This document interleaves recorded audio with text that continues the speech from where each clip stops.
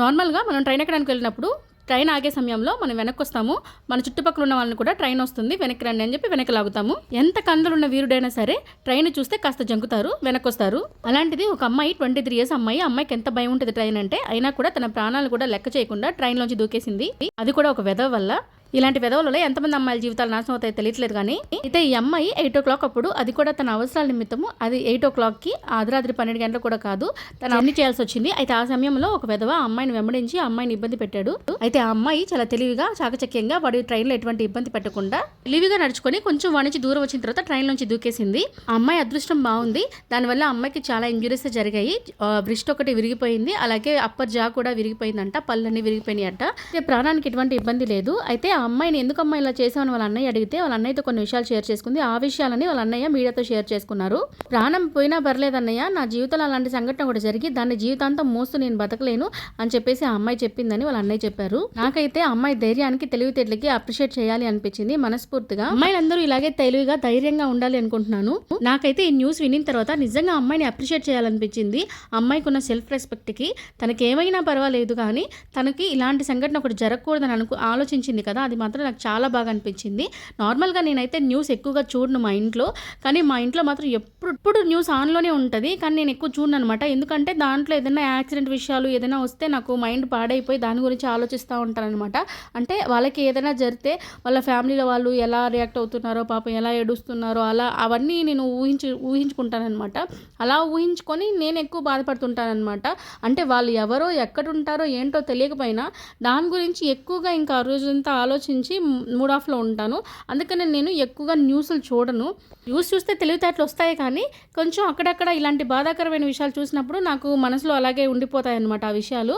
అందుకని నేను ఎక్కువగా చూడను. అంతేకాకుండా అవి ఊహించుకోవడమే కాకుండా నాకు ఇష్టమైన వాళ్ళ గురించి అలా ఊహించుకొని ఇంకా ఎక్కువ బాధపడుతుంటాను అనమాట. అలాంటి మైండ్ సెట్ ఉన్న వాళ్ళు ఎక్కువగా న్యూస్లు అవి చూడకపోవడం బెటర్ నాలాగా.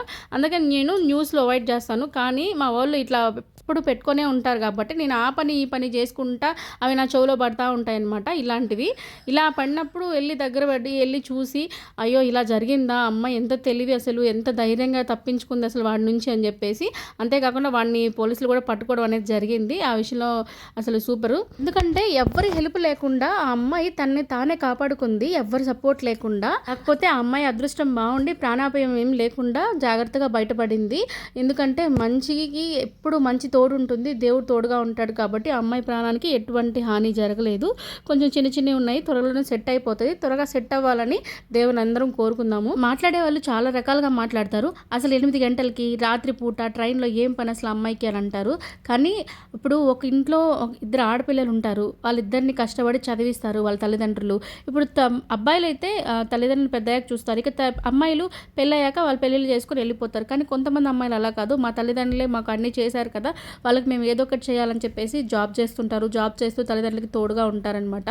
కాస్త ఫైనాన్షియల్గా హెల్ప్ చేస్తూ ఉంటారు. అంటే అప్పుడు ఉద్యోగాల నిమిత్తం కాస్త ఒంటరిగా ఉండాల్సి వస్తుంది, అలాగే లేట్గా వెళ్ళాల్సి వస్తుంది ఆఫీసుల నుంచి కానీ, లేకపోతే వాళ్ళు వర్క్ చేసే దగ్గర నుంచి కానీ. ఇలాంటి సమయంలో ఇలాంటి జరిగినప్పుడు కాస్త ఆ విక్టిమ్కి మనం సపోర్ట్గా ఉండాలి, జాలి చూపించాలి మనిషి అన్నాక. అంతేగాని ఈ టైంలో కూడా వాళ్ళు క్రిటిసైజ్ చేస్తూ ఆ టైంలో ఏం పని, ఆ టైంలో ఎందుకు వెళ్ళాలి, ట్రైన్లో ఒంటరిగా ఎందుకు జర్నీ చేయాలి, ఏంటంటే హాఫ్ వింటారు, హాఫ్ వినకుండానే మాట్లాడతారనమాట. నేనైతే అమ్మాయిని మనస్ఫూర్తిగా అప్రిషియేట్ చేయాలనుకుంటున్నాను. మీరు కూడా నాలాగే ఆలోచిస్తున్నట్లయితే ఖచ్చితంగా లైక్ చేసి కామెంట్ చేయండి మీ ఉద్దేశాన్ని. వీడియోలోకి వస్తే, నువ్వు పెట్టిన కంటెంట్ ఏంటక్క, నువ్వు మాట్లాడేది ఏంటక్క అని అడగొద్దు. ఎందుకంటే నా దగ్గర కంటెంట్ ఉంది, నేను మాట్లాడాల్సిన టాపిక్ వేరే ఉంది. అయితే నేను రెండింటిని మెర్జ్ చేసేసాను అనమాట ఈ వీడియోలో. ఎందుకంటే ఆ అమ్మాయిని నాకు అప్రిషియేట్ చేయాలనిపించింది. సపరేట్గా దానికోసం ఒక వీడియో కాకుండా నా కంటెంట్లోనే దాని గురించి కొంచెం మాట్లాడాను అంతే.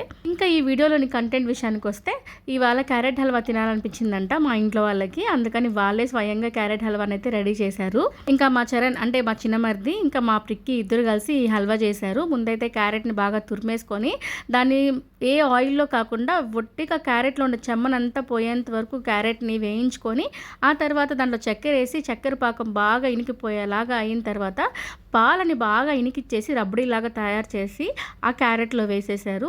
ఆ తర్వాత దాంట్లో వేయించిన జీడిపప్పులు వేసుకొని ఇలా బాగా కలిపేసుకున్నారు. నార్మల్గా నేను చేసే క్యారెట్ హల్వా వేరనమాట. నేను పాలల్లో ఉడికిస్తాను, కానీ ఇలా డిఫరెంట్గా నేను ఎప్పుడు ట్రై చేయలేదు. కానీ చాలా బాగా వచ్చింది టేస్ట్ అయితే చేసిన ఈవినింగ్ కల్లా మొత్తం అయితే ఖాళీ అయిపోయింది. బాగుండింది. నేనైతే నెక్స్ట్ నుంచి ఇదే ట్రై చేస్తాను. మీరు కానీ ట్రై చేస్తే తర్వాత నుంచి మీరు కూడా ఇదే చేస్తారు. మీతో నెల్లూరు అమ్మాయి కంటెంట్ మీకు నచ్చినట్లయితే తప్పకుండా లైక్ చేసి సబ్స్క్రైబ్ చేయడం మాత్రం మర్చిపోవద్దు.